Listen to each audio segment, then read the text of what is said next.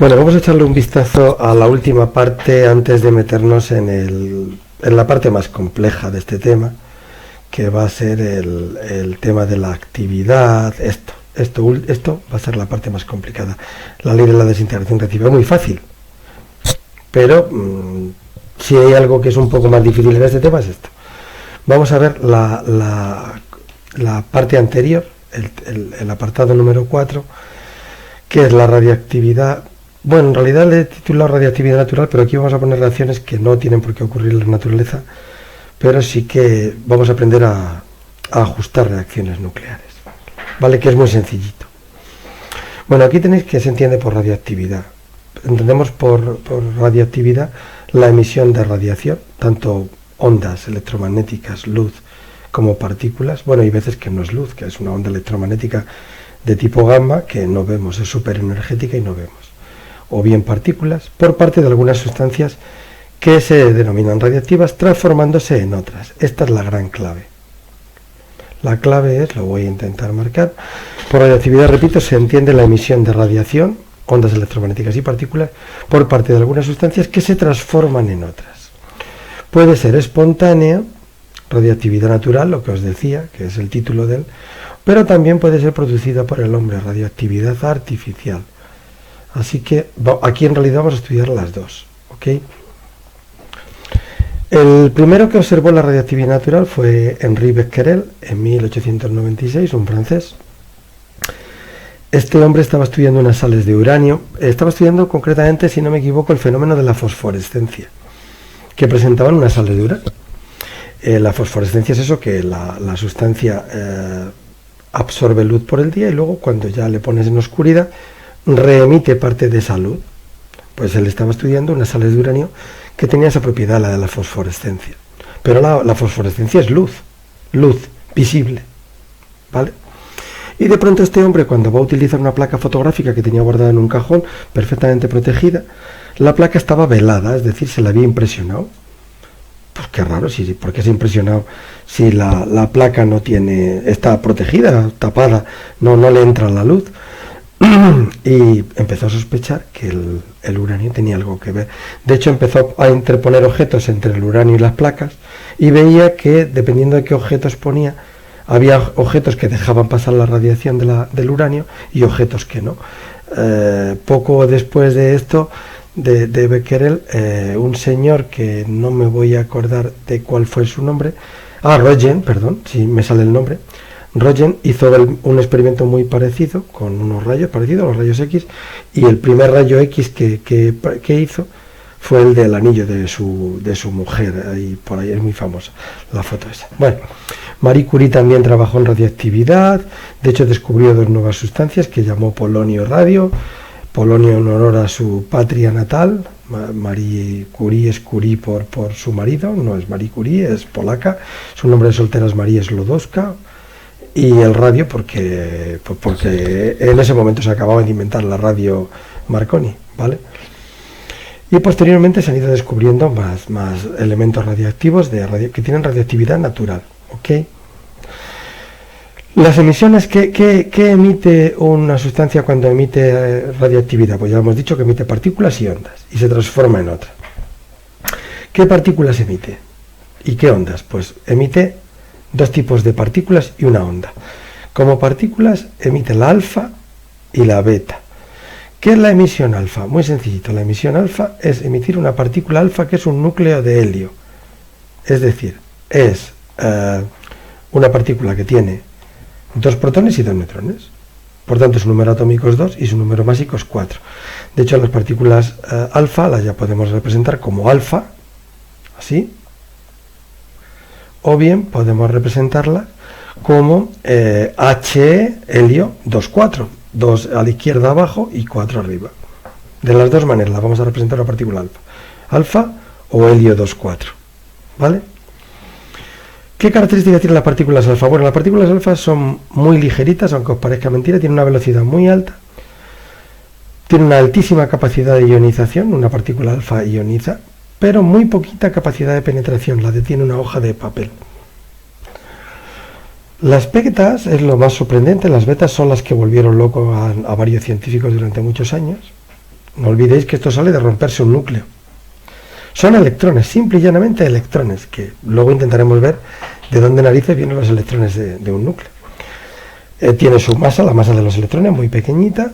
Tienen una altísima velocidad, muy alta, cercana a la velocidad de la luz. Tienen muy poca capacidad de ionización porque un electrón es tan pequeñito que prácticamente no choca contra nada. Por eso no ioniza átomos. Un electrón es muy difícil que ionice, porque que un electrón choque con otro es muy complicado, pues son muy pequeños. Pero a cambio, como son muy pequeños, son muy penetrantes. De hecho, detener la radiación beta hace falta una lámina de metal. Os he puesto ahí una lámina de 1 centímetro de aluminio, pues lo habré mirado en algún sitio. Yo siempre digo una lámina de metal, no digo de qué espesor, ¿vale? Y ahora vienen las peores, las malas, la radiación gamma, que ya la hemos estudiado, que esta es pura onda electromagnética. Pongo masa cero y carga cero, porque en realidad, como es una onda electromagnética, no olvidéis la interpretación fotónica de Einstein. Como es una onda electromagnética, es un fotón. De hecho, casi nadie le va a llamar radiación gamma, sino que los físicos nucleares, los físicos que trabajan en este tema, le llaman fotón gamma. Es un fotón, es una partícula sin masa y sin carga, cuya energía es un cuanto, h por f. Por tanto, como su frecuencia es enorme, su energía es absolutamente enorme. Os recuerdo que la radiación gamma estaba en la punta de la frecuencia, las que más frecuencia tiene, muy poquita longitud de onda, una frecuencia enorme, ¿vale? Y por tanto, viajan a la velocidad de la luz, tienen un poder de penetración brutal y un poder de ionización brutal, es una radiación ionizante. De hecho, esto produce pues, sus mutaciones y sus cánceres. Lo peligroso de una central nuclear, de un sitio donde se están haciendo reacciones nucleares de desintegración, es la radiación gamma. En la fusión no sale radiación gamma, por eso es buena. Ya hablaremos de ello. Vamos a ver cómo se ajustan las reacciones nucleares. Y ahora ponemos esto de alfa, beta y gamma en claro. En las reacciones nucleares se conserva la masa. Hemos visto que la masa en sí no se conserva. Pero ya os dije hace un rato, que en realidad nunca se pierde un UMA. Se puede perder 0,10 UMA, 0,15, 0,20, que se transforman en energía.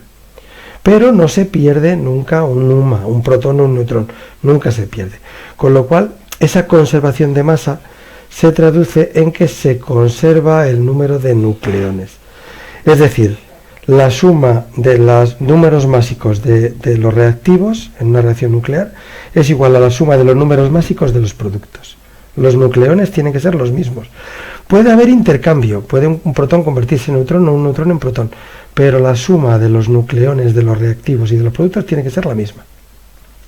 La suma de los superíndices en los núcleos a la izquierda ha de ser igual a la suma de los superíndices en los núcleos de la derecha. ¿Ok? Os voy a poner un ejemplo para que quede claro. Mirad esta. Esta es una reacción nuclear ajustada. 2,38 y aquí pone 2,34 y 4. Esto es una partícula alfa. ¿Se ve? Esto es una alfa. Me ha salido un poco mal, una alfa. Esto. Bueno, pues cuando me dicen que un átomo de uranio se transforma en un átomo de torio desprendiendo una partícula alfa, el ajuste es tan tonto, no me van a dar a lo mejor, esta cantidad no me la van a dar a lo mejor. No me van a decir el número másico, pero me van a decir que se desprende una partícula alfa. Bueno, pues 4 de la partícula alfa y lo que ponga aquí tiene que sumar 238. Porque 234 y 4 suman 238. Se conserva la masa, el número másico. Y se conserva la carga, es decir, se conserva también el número atómico.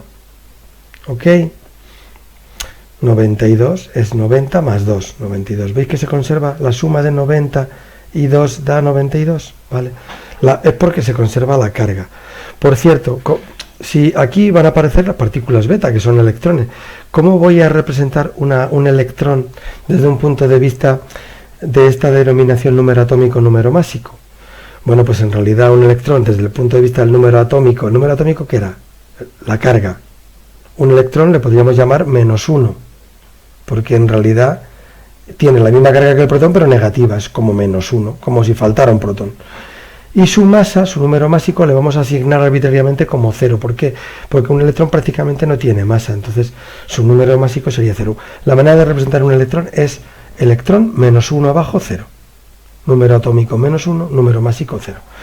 El protón es el 1, 1, número atómico 1, es un protón, y número másico 1 porque no tiene neutrones. Y el neutrón es número atómico 0 porque no tiene protones, número másico 1 porque su masa es un numa. Y el protón, os he dicho, es número atómico 1 porque es un protón, y número másico 1 porque su masa es un numa. Una partícula alfa sería helio 2,4, ¿vale? También se conserva la cantidad de movimiento, pero esto no nos va a producir ningún efecto a nosotros, ¿vale? Vamos a estudiar qué ocurre cuando se desprende una partícula alfa, beta y gamma, y vamos terminando el vídeo. ¿Qué ocurre cuando una partícula, cuando un núcleo desprende una radiación alfa? Pues que el núcleo en que se transforma tiene 2 protones menos y 4 nucleones menos, porque como la suma de los números atómicos tiene que mantenerse y la suma de los números máxicos debe conservarse, la partícula que se va a formar tiene 2 protones menos y 2 nucleones menos. Como 2 de estos nucleones serán protones, otros 2 serán neutrones. Es decir, eso es lo que dice la primera ley de desplazamiento de Soddy. Dice que cuando un elemento pierde una partícula alfa, emite una partícula alfa, se transforma en un núcleo que tiene 2 protones menos, 2 números atómicos menos, 2 lugares a la izquierda en la tabla periódica y 4 unidades másicas menos.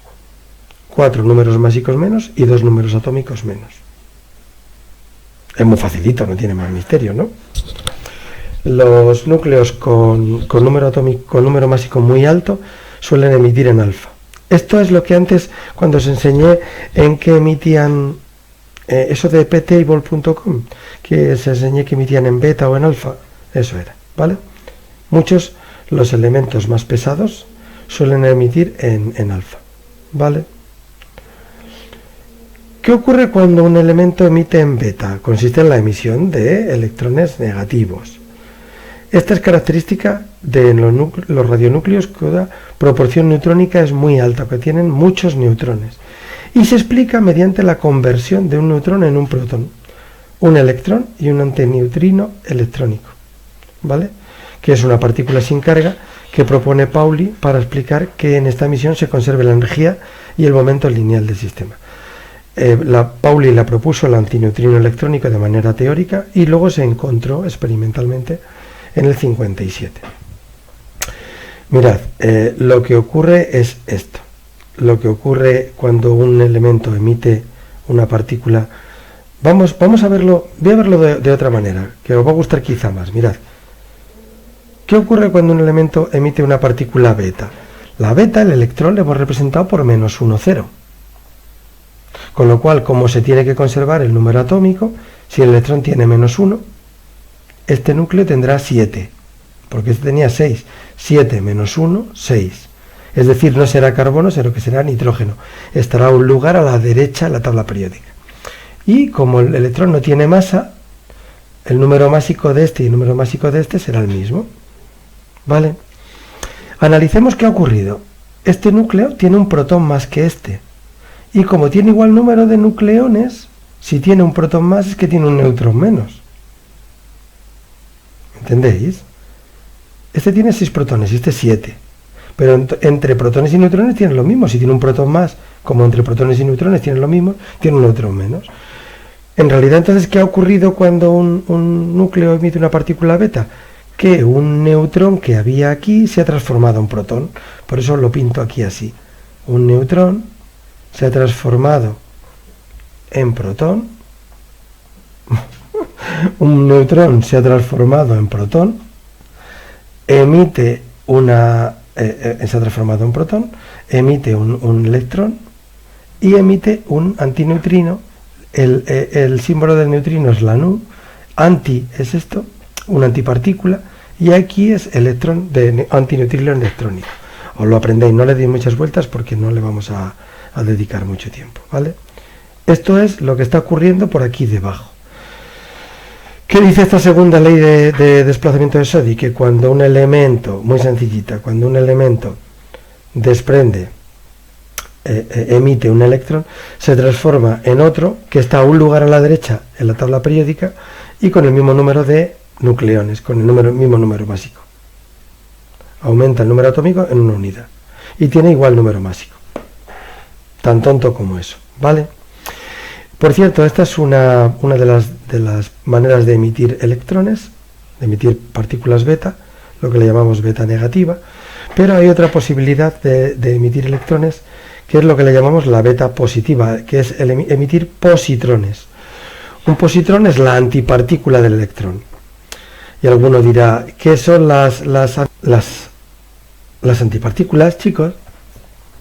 Son partículas idénticas a las de la materia ordinaria que nosotros conocemos, pero una de sus propiedades se da la vuelta. Concretamente, el positrón es idéntico al electrón, tiene la misma masa, es igualito de tamaño, pero su carga es positiva. Existe también el antiprotón, que es igual que el protón de grande, una masa de 1 aproximadamente, pero su carga negativa. Y de hecho se ha formado, no hace mucho, el antiátomo de hidrógeno, que está formado por un antiprotón y por un positrón, girando a su alrededor. No os metáis mucho en las historias. En la antimateria la propuso de manera teórica Pauli hace muchos años, cuando metió la relatividad en la teoría cuántica, y la antimateria luego se ha descubierto porque en realidad la antimateria no queda nada de ella en nuestro universo. Nuestro universo está formado exclusivamente por materia. De hecho, la materia y la antimateria se aniquila y toda la masa se convierte en energía. Ahí sí que hay una conversión total de masa en energía. Si alguien quiere, echarle un vistazo a cómo se une la materia y la antimateria, puede leer una novela de Dan Brown, que no recuerdo cuál es el título, esta que ponen en el Vaticano un trozo de antimateria que han sacado del CERN y le ponen allí abajo, y entonces se romperá, está confinada en una cápsula, y cuando se acabe la pila y se acabe el confinamiento se unirá con la materia, y claro, toda la energía, materia antimateria, se convierte, toda la masa de la materia uniéndose con la antimateria se transforma en energía. Eso sí que es brutal, ¿vale? Por cierto, hoy podemos conseguir antimateria haciendo la conversión contraria. Con un haz de energía podemos convertirlo en materia más antimateria. Así es como se consigue hoy la antimateria en un laboratorio. Ahí me quedo. Entonces el positrón es antimateria, es como un electrón pero con carga positiva pero sin masa. Y existe otro tipo de emisión de partículas beta, lo que le llamamos la beta positiva, o positrónica, que lo que produce es muy parecida a la anterior. Veis muy parecida, pero al revés. El elemento que se forma está a un lugar a la izquierda de la tabla periódica. Disminuye en 1 el número atómico, el número másico se conserva, y ahora lo que se emite es un neutrino electrónico ordinario, no un antineutrino, sino un neutrino. ¿Vale? Un neutrino electrónico ordinario. ¿Ok? Y la gamma es la más fácil de ajustar. La radiación gamma, por terminar, es un núcleo que está excitado, pues eso lo indicamos con el asterisco, pasa a otro estado de menos energía y emite un fotón de radiación gamma. El fotón ni tiene masa ni tiene energía. O sea, al emitir una radiación gamma, el núcleo se queda como está, pero con menos energía. Era un núcleo que estaba vibrando mucho, que tenía muchísima energía, y de pronto emite un fotón gamma y se queda con menos energía. Pasa de un estado excitado a un estado fundamental, o a un estado de menos energía al menos.